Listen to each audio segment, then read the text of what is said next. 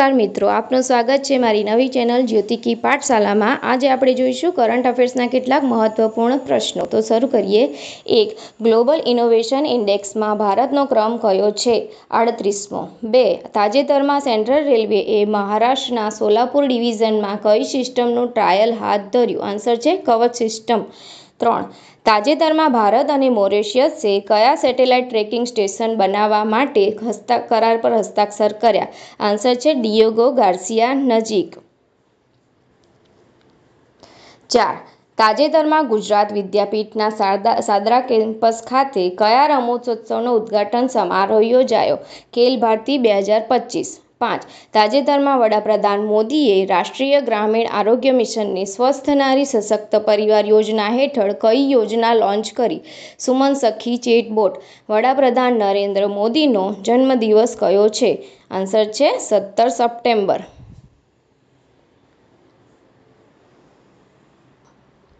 7. FIDE grand Swiss અને મહિલા grand Swiss chess tournament ક્યાં યોજાઈ હતી? આન્સર છે ઉઝબેકિસ્તાનમાં। તાજેતરમાં વાયુસેનાએ કઈ ફાઇટર જેટ ખરીદવાનો પ્રસ્તાવ મૂક્યો છે? 114 made in India Rafale.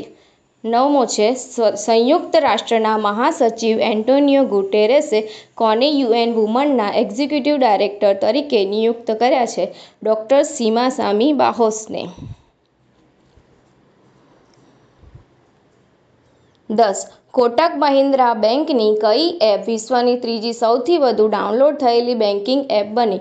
Kotak 811। તાજેતરમાં વડાપ્રધાન મોદીના જન્મદિવસે દેશના કયા ટેક્સટાઇલ પાર્કનો શિલાન્યાસ કર્યો? દેશના પ્રથમ 5 FPM મેગા મિત્ર ગ્રીનફિલ્ડ। તાજેતરમાં મણિપુરના સિરારાખોંગ ગામમાં કયો હથાઈ મરચા મહોત્સવ શરૂ થયો? 14મો।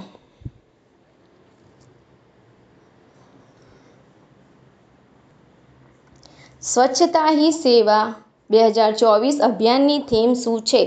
જવાબ છે સ્વભાવ સ્વચ્છતા, સંસ્કાર સ્વચ્છતા। તાજેતરમાં વડાપ્રધાન શ્રી નરેન્દ્રભાઈ મોદીએ કેટલામી ભારત જાપાન વાર્ષિક સમિટ માટે ટોક્યોની મુલાકાત લીધી હતી? 15મી।